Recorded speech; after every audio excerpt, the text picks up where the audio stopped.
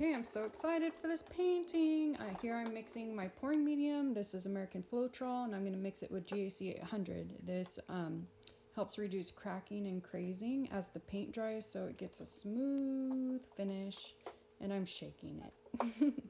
Next, I'm going to mix my paints with my pouring medium to consistency. I do add some water as well until it's the consistency I want. I'm going to layer my paints here and just keep layering all the colors that I've made. So this is about a 2-hour process so far, but start to finish, this entire process was about 3.5 hours. I do take my time. Some people are fast at it, but I love every single second of this process, so I take my time. And I just poured some of my cups on the canvas, and I'm just trying to figure out where I want to put my next cups. Oh, so pretty.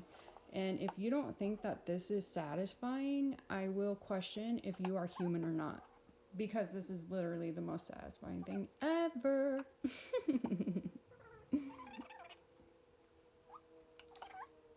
So I'm just going to keep pouring until I'm putting around the white layer called the base paint. So it helps the paint move on the canvas more freely, makes it easier to manipulate the paint where I want it to go.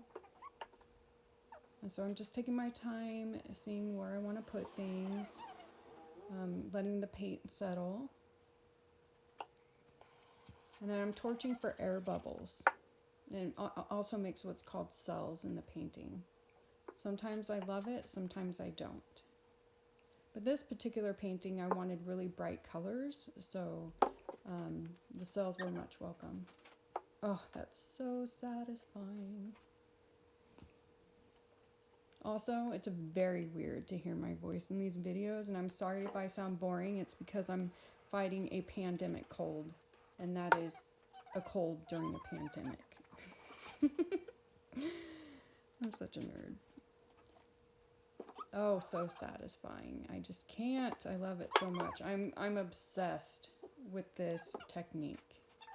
In case you didn't catch that. One last torch. Okay, here's the wet. I'm in love with this piece.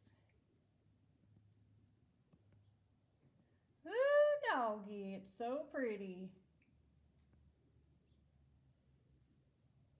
So I will show you all the dried result.